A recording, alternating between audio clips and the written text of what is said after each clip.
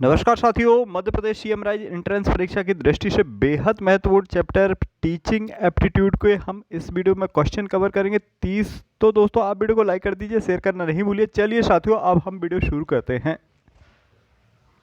तो साथियों फाइनली परीक्षा 28 नवंबर को होना है और आपने यदि अभी तक अपना एडमिट कार्ड डाउनलोड नहीं किया है तो दोस्तों इस पर हमने एक वीडियो बनाया है जिसकी लिंक आपको मिल जाएगी वीडियो की डिस्क्रिप्शन में या चैनल की प्लेलिस्ट से भी आप इसे देख सकते हो, या आई बटन में हम इसे सेंड कर देंगे तो आई बटन पे आप क्लिक करके भी इस वीडियो को देख सकते हैं। बड़े आसान तरीके से आप अपने घर पर ही इसे निकाल सकते हो और इसका प्रिंट आप दुकान से निकलवा करके और 28 तारीख को ले जा सकते हैं। तो साथियों चलिए अब हम इस वीडियो को शुरू करते हैं।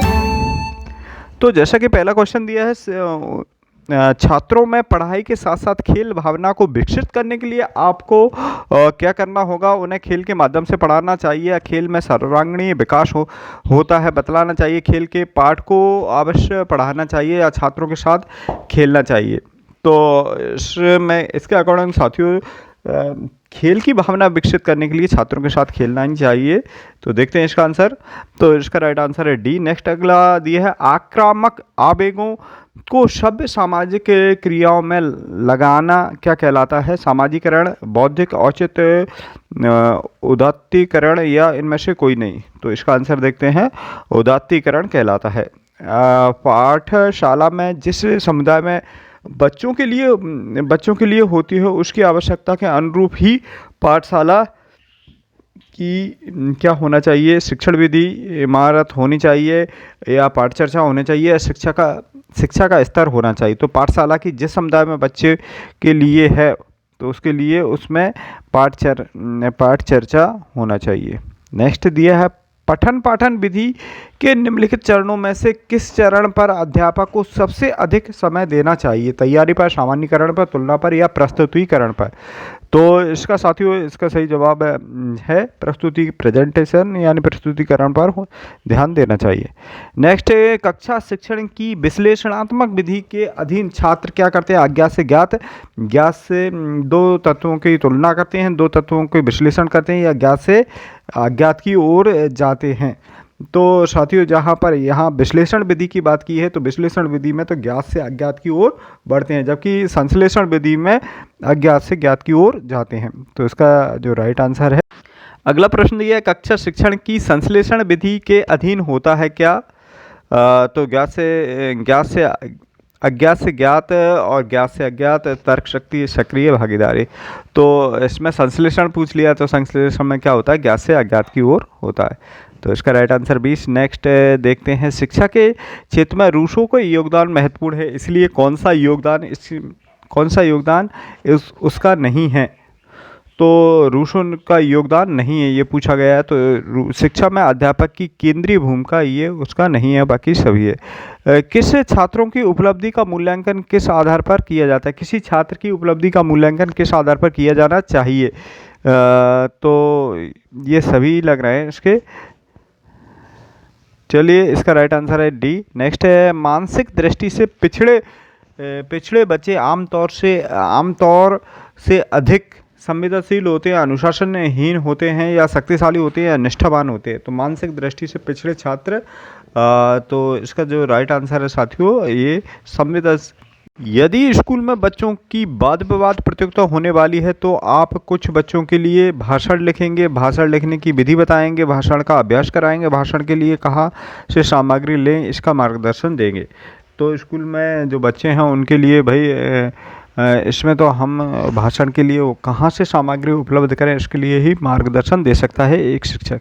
तो इसका राइट आंसर है डी। अगला प्रश्न है वर्तमान शिक्षा पद्धति रोजगार उन्मुखी होना नहीं है, आमतौर में किताबी है, हाथ से काम करने का अभ्यास नहीं करती है, ये सभी। तो वर्तमान जो शिक्षा पद्धति है वो एक तरीके से ये कह सकते हैं कि ये सभी प्रकार की है। और चलिए मार्गदर्शन क्या है, स्वयं को बेहतर तरीके से समझने में सहायक है, निर्णय लेने में सहायक है या ये और भी दोनों। तो भाई मार्गदर्शन ये दोनों में के लिए ही सही है। तो ए और सी, ए और बी राइट आंसर है। अब अगला दिया जब अध्यापक अपनी कक्षा में छात्रों के लिए शिक्षण योजना तैयार करता है तो उसे छात्रों की तो आयु को ध्यान में रखकर, बौद्धिक आयु को ध्यान में रखकर, आर्थिक पर्यावरण को ध्यान में रख करके, तो ए और बी सही हो सकता है, सही है। और चलिए नेक्स्ट अगला देखते हैं, शिक्षा की प्रोजेक्ट विधि का आधार क्या है। तो शिक्षा की प्रोजेक्ट विधि का जो आधार है वह है करके सीखने का सिद्धांत ही शिक्षा की प्रोजेक्ट विधि। तो जो प्रोजेक्ट वर्क दिया जाता है छात्रों को, उसमें वह छात्र खुद ही करके सीखते हैं। तो इसका राइट आंसर है सी। नेक्स्ट अगला सवाल है, विज्ञान पढ़ने वाले छात्रों में प्रयोग करने की क्षमता का विकास कैसे किया जा सकता है। तो ये किस प्रकार से किया जा सकता है, उन्हें प्रयोग करने का अभ्यास करा करके, उन्हें तो प्रैक्टिकल अधिक होना चाहिए विज्ञान में। तो इसका राइट आंसर है सी। कोई छात्र पुस्तक पढ़ते समय आंखों पर बहुत दबाव डालता है, तो आप उसकी कठिनाई को क्या मानते हैं। तो इसका आंसर देखते हैं, उसकी आंखें कमज़ोर हो सकती हैं। यदि स्कूल में पूरे समय में बच्चों को शिक्षा कार्यक्रम में पूरी तरह व्यस्त रखा जाए, तो आपके ख्याल से कौन सी समस्या पैदा नहीं होगी। तो इसमें कौन सी समस्या पैदा नहीं होगी, अनुशासनहीनता नहीं पैदा होगी बाकी। और तो नेक्स्ट, हमारे देश में संविधान में किसके लिए निःशुल्क तथा अनिवार्य शिक्षा की व्यवस्था है। तो 14 वर्ष के सभी बच्चों के लिए है। नेक्स्ट 14 वर्ष तक के। नेक्स्ट वर्धा शिक्षा सम्मेलन किस बारे में अपनी सिफारिश की थी, किस बारे में। तो वर्धा जो शिक्षा सम्मेलन हुआ था उसमें जो शिक्षा को रोजगार उन्मुख बनाने के बारे में बताया गया था। तो इसका राइट आंसर है डी। नेक्स्ट है, बेसिक शिक्षा में अध्यापकों की ट्रेनिंग में के लिए पहला ट्रेनिंग स्कूल कहाँ पर खोला गया। तो भाई ये बी वर्धा में खोला गया था। तो इसका राइट आंसर है बी वर्धा। अगला प्रश्न दिया है, यदि आपकी कक्षा में कोई छात्र अनुपस्थित है तो आप इसमें क्या करेंगे। उसके बारे में कक्षा के अन्य छात्रों से पूछेंगे, छात्र अभिभावक से उसका कारण पूछेंगे और इस ओर ध्यान देना आवश्यक नहीं समझेंगे, उस छात्र को दंड देंगे। तो भाई अनुपस्थित है तो दंड कहाँ से देंगे उस दिन। तो छात्र के अभिभावक से उसका कारण जानने का बारे में पूछेंगे। तो इसका राइट आंसर है साथियों बी। नेक्स्ट अगला दिया, यदि कोई छात्र आपके साथ अभद्र व्यवहार करता है तो आप क्या करेंगे। उससे बदल लेंगे, उसके बचकर रहेंगे, उसे क्षमा कर देंगे या उससे माफ़ी मंगवाएंगे। तो यदि ऐसा करता है तो भाई उसे छात्र है तो उसे क्षमा कर देंगे। इन ऑप्शन के अकॉर्डिंग यही सही है। नेक्स्ट, यदि आपके शिक्षक के पास पर्याप्त समय है तो आप उसका सदुपयोग कैसे करेंगे। तो इसका सदुपयोग के लिए कोई सम्मानजनक कार्य करेंगे। तो इसका राइट आंसर है साथियों डी, स्वाध्याय करेंगे। इसका राइट आंसर है स्वाध्याय करेंगे यदि अधिक समय है। आप अध्यापक के कार्य अर्थात अध्यापन में क्यों सम्मानजनक कार्य मानते हैं। आप अध्यापक के कार्य तथा अर्थात अध्यापन को क्यों सम्मानजनक मानते हैं।